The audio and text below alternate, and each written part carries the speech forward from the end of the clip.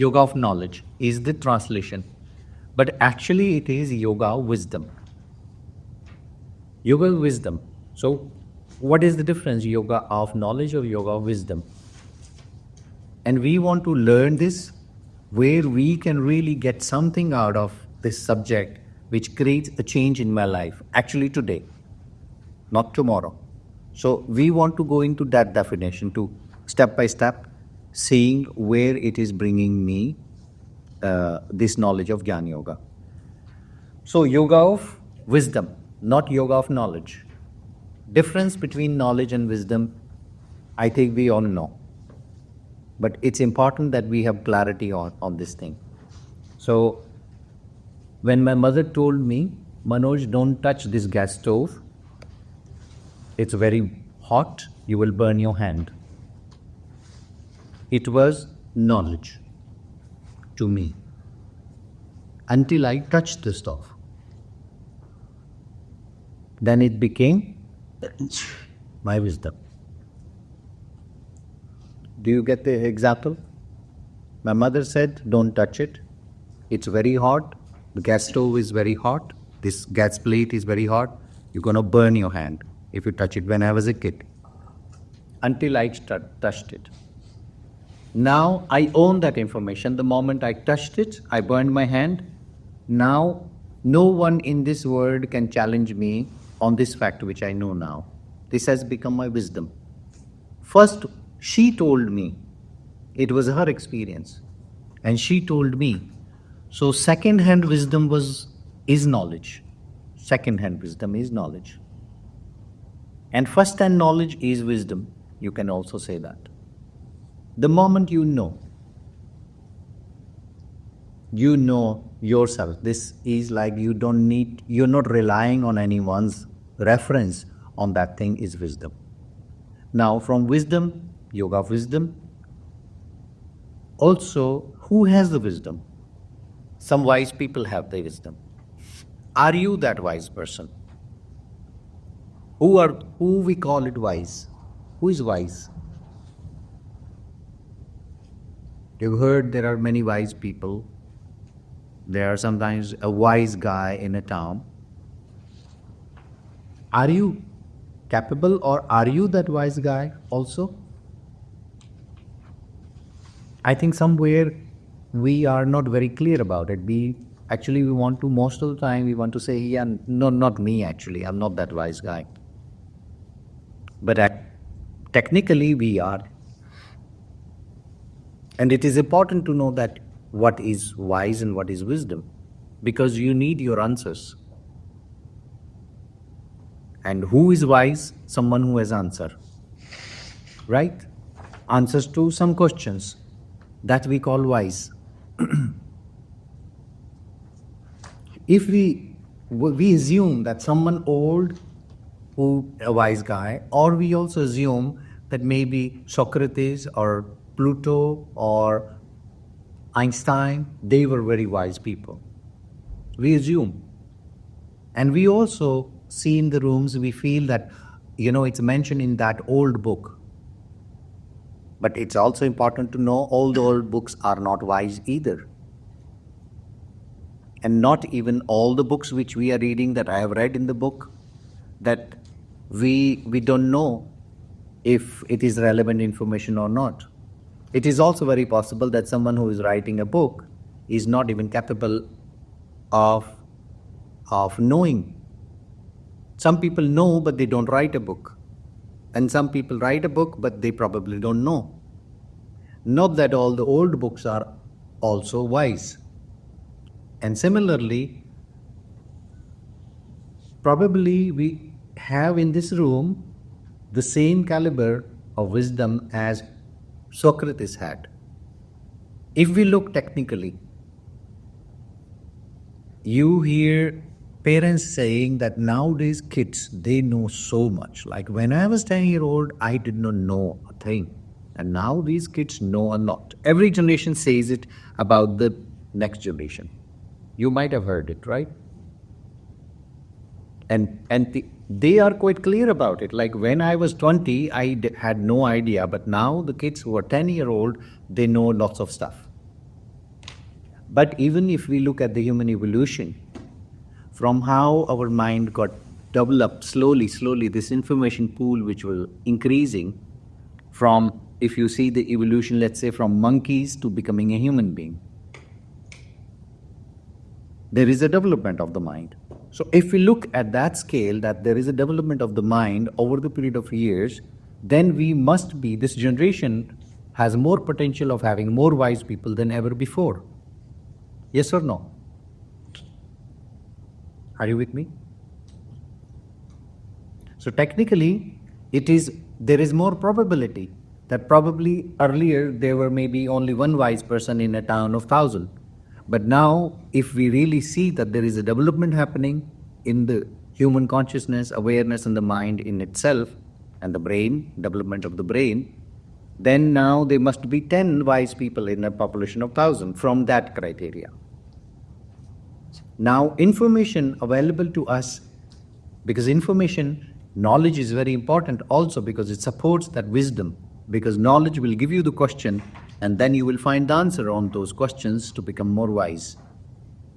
Who is wise? Wise who has the answer. So firstly, you must know that you probably are wise, that I am wise.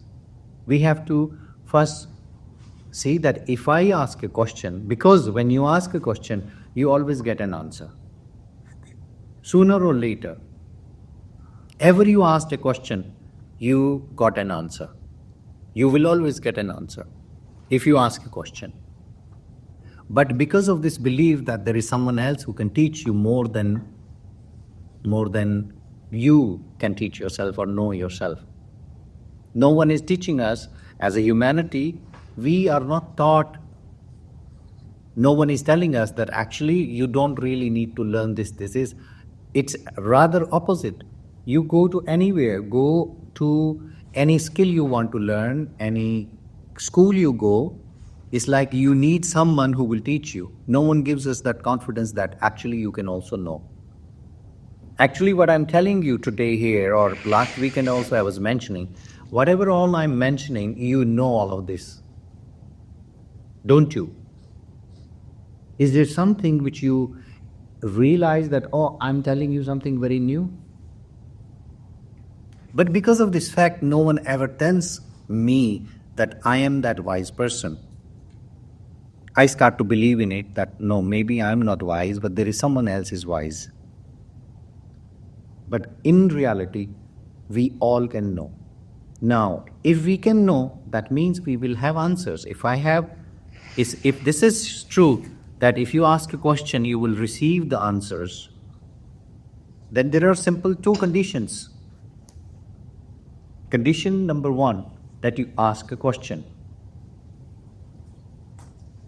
So if you have a question, you will have an answer sooner or later, directly or indirectly, from the universe, outer space, or from the internet, or from the books. You will have an answer. So what is important in order to become wise, which you are, what is important? To ask a question. That's condition number one. Do we ask a question? The question is, do we ask a question? And second thing, now, you ask the question, an answer will come. Answers do come. But are you available to receive it? It's like this bliss, this peace, this enlightenment, these answers are always coming to us. You know that you are not available. We are not available. It's like God is knocking on the door and never finds us home. It's like a delivery packet. You can order it, but if you're not home, where the guy is going to deliver it? So you can ask a question, a genuine question. An answer will come. Now the second condition is that are you available? How much available are we? Newton did not know about the gravity. He was just there. There were so many people saw that apple falling from the tree. But he asked, why it's falling down? And his interest was there. So not that every wise person is Like, sometimes people ask this thing that so wise means he knows everything. No, this is not logical way of looking at it. Socrates would probably don't know how to install an app on a smartphone, right?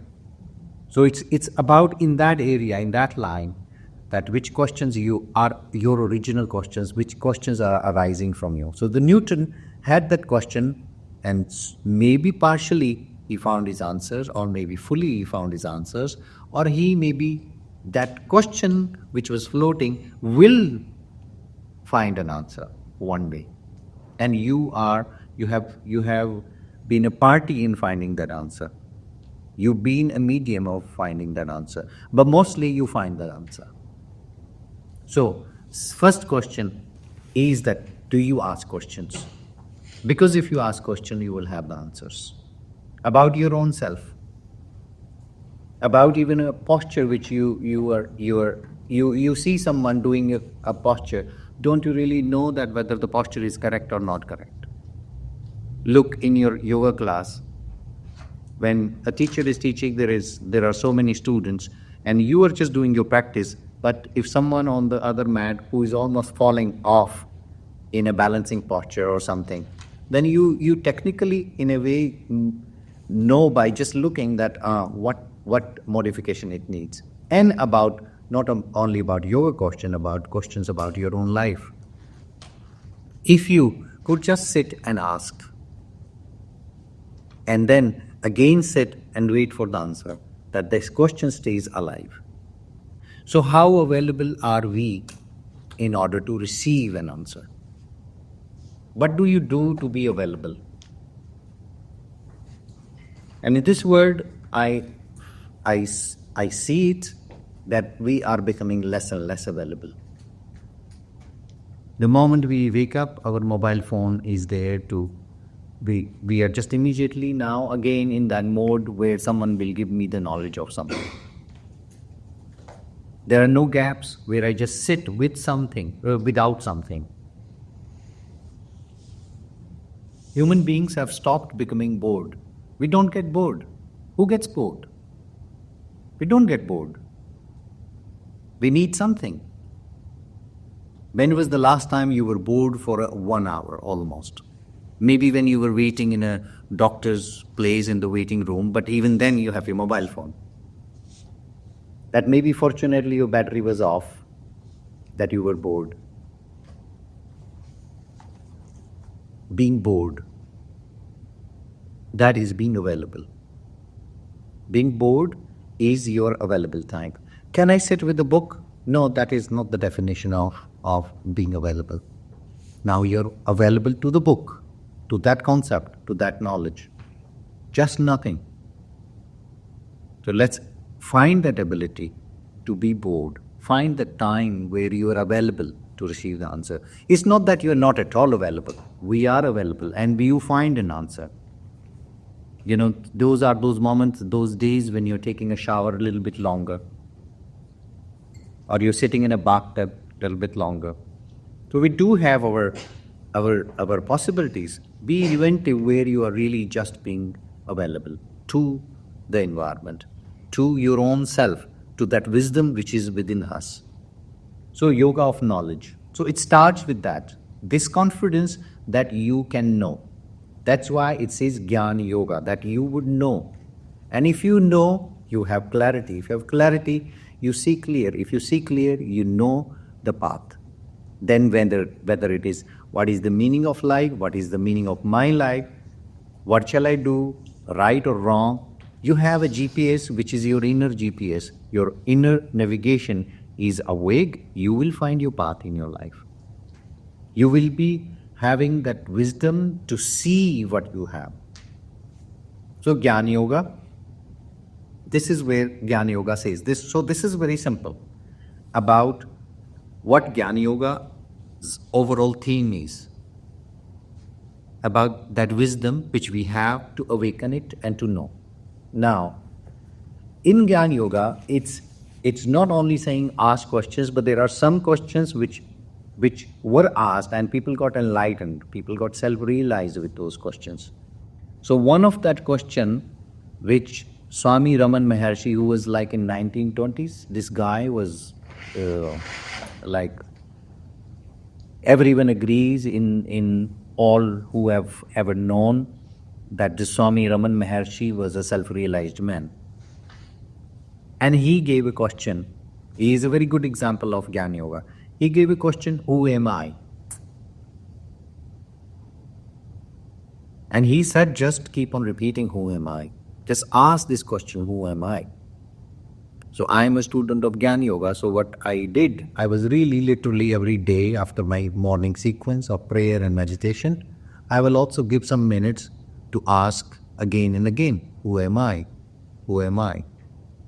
It's 6 months, 7 months, 8 months, a year and a half, and I'm repeating, who am I? And I said, okay, that just sincerely keep on asking the question. I get nothing. I felt stupid. So what am I doing every morning? Like, who am I? Who am I? Who am I? It's like, so it looks so stupid, feels so stupid to me at that moment. But then I said, let me maybe change the question. So I tried what someone suggested to write. I tried to really get to the core of it. But when I'm not getting a breakthrough, and I gave a substantial time, then I said, what will happen if I know myself? And that question led me to another question, that was there a moment in my life that I knew myself or I felt myself? Do we all have a moment when we really feel ourselves fully? What are those moments? Do we have those moments? In order to know that why to self-realize, I need to know that what will happen if I realize myself, when I start to feel myself. Realizing yourself means recognizing yourself. It means realizing your existence. And I know myself. Self-realizing, I actually know myself. At least from the periphery, I know myself. That I have seen my face in the mirror. I stand in front of the mirror. I always make sure that I look in my own eyes. So I know how do I look. I am aware of what am I doing. So I said, okay, actually I know a bit of it, but maybe there is a little bit more than that. Then I said, okay, this is superficial knowing about myself. Then what is my internal knowing? Where do I feel myself even more? Then those moments of nothingness, then I feel a little bit more.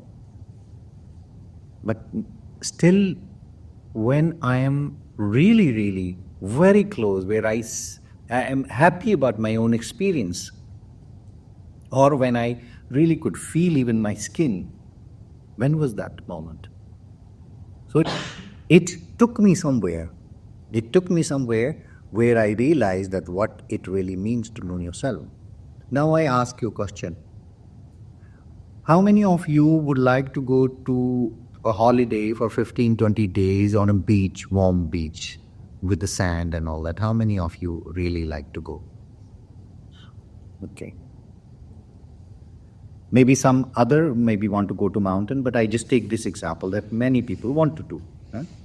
So from this location where we are in Belgium, any area which is warm at this moment, where you have like 25 degrees, 26 degrees, those sandy beaches and all that, it's at least 4 or 5 hours of a flight. Yes? Yeah. And at least 500, 600, 700 euro of a flight, right? And sometimes even more. Like in my case, it's going to India, it's 8 hours of 7.5 hours of a flight. Have you ever realized, why do you want to go there?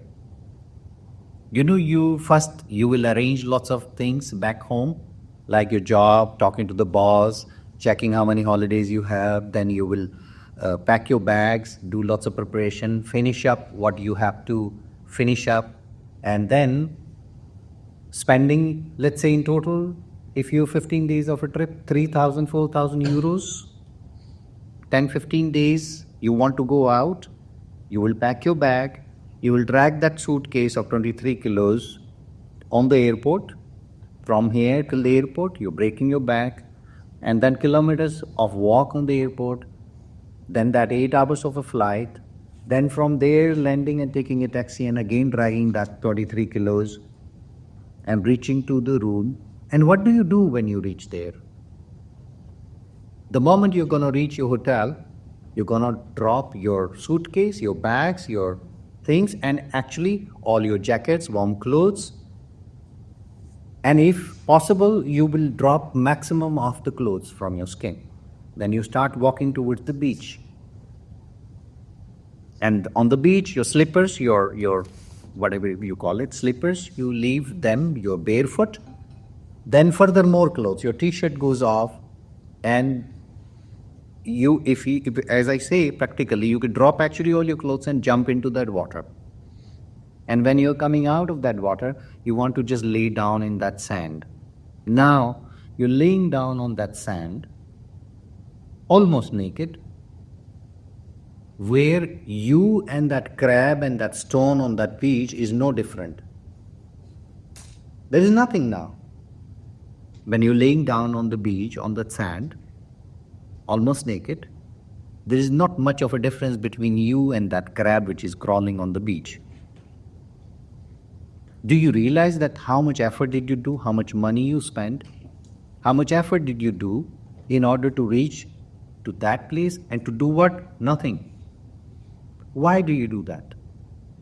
What is there to see after you have dipped yourself and now you're laying down? Now there is nothing. What is that biggest pull you have? Why are you doing it? Is it the warmth? You can increase the heating system. If it was just the warmth, you can say sun, but why sun? What sun gives you? You know why you do that? Because you want to feel yourself. The bare, core, basic, minimum you. That's why you do it. That experience of yourself. Because you have experience of everything. You want to drop all those masks and the covers and the coats you have. Want to be absolutely nothing. And this is where you find yourself. And this is such a strong magnet that pulls you continuously. It pulls you continuously. And not only this, all what we do it to feel you. Believe it or not.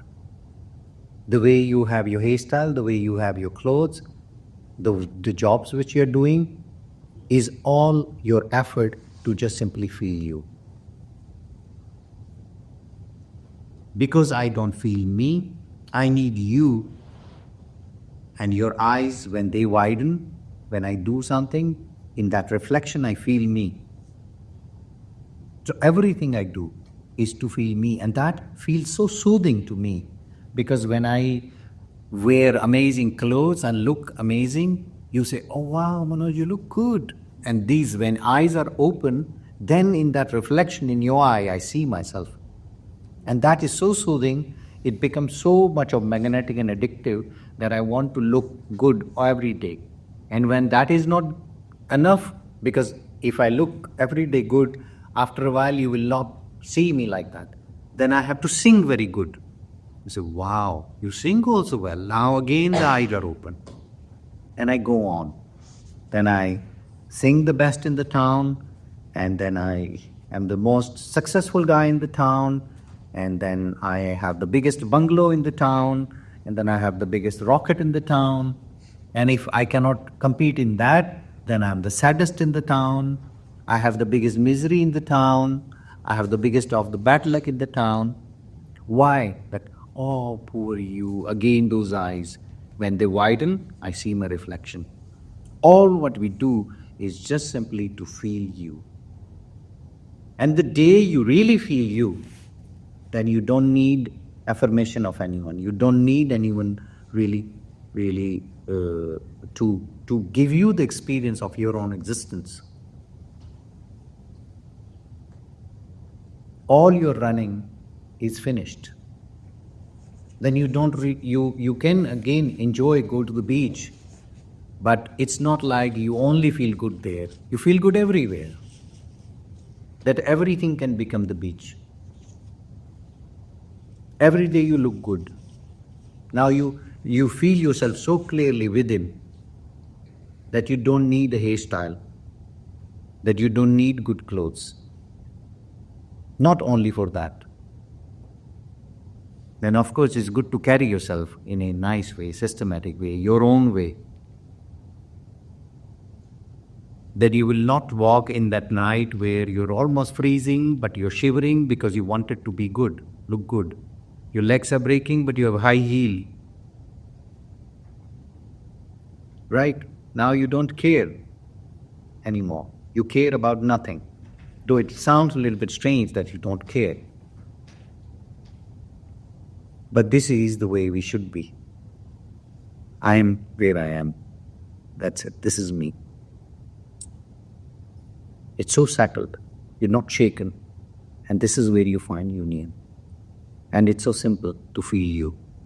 You don't have to be a saint, or you don't have to hang upside down for hours and years in order to feel you. This you is within you, here and now. So let me take you to a meditation where I bring you to that you which lives in you. So if every one of you can be comfortable in your sitting posture, cross leg,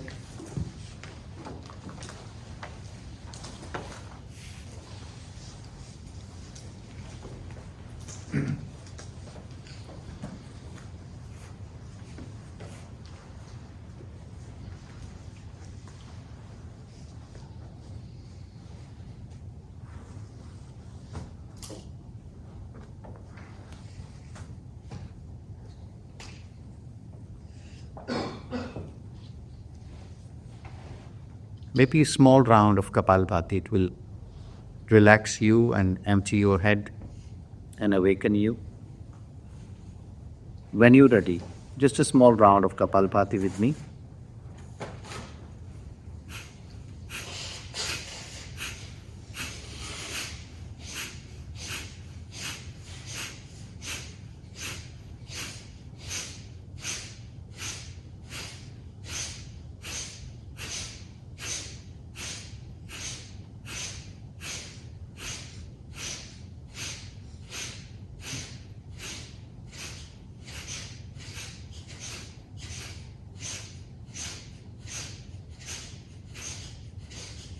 And come to the normal rhythm. Keep your eyes closed, letting yourself settle after this breathing. Adjust your spine in a way that you are absolutely comfortable.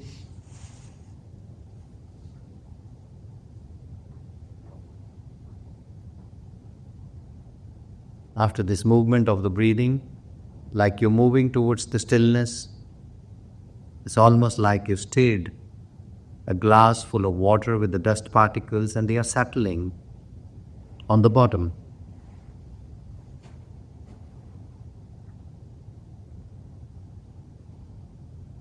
As you feel settled, see that you are settling to what you think is your center.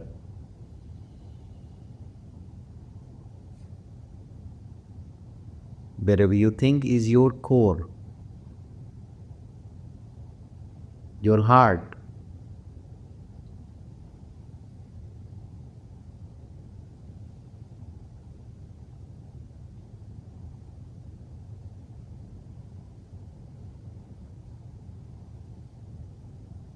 As the breath is settling,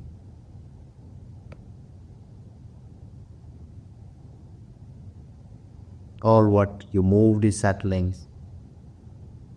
You're slowly going towards your heart, that place where the love originates, where you feel love.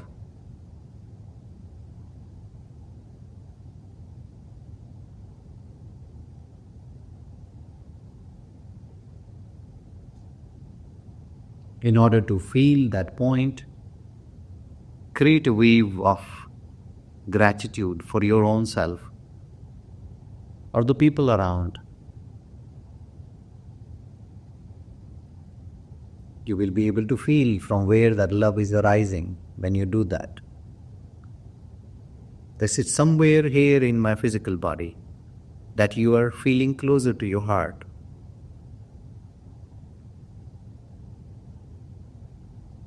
Keeping your awareness to that place, around that place, deepening the awareness. Wherever you think it is arising, from where it's arising.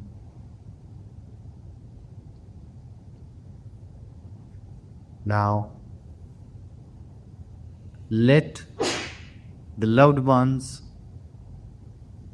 at this moment in your life calling you with the name they call you with love, even if it is not your name. Let them continuously call your name with whatever name they call you, different ones. And hear these voices and feel who feels. When they call you, you feel that heart clearly. When they are calling you in your visualization, you are feeling you, this you, of this moment. That voice goes to that place when they call you with the love, with your real name or with whatever name they call you with. Stay with this you. Identify this you who is listening to those voices. Your name called with love.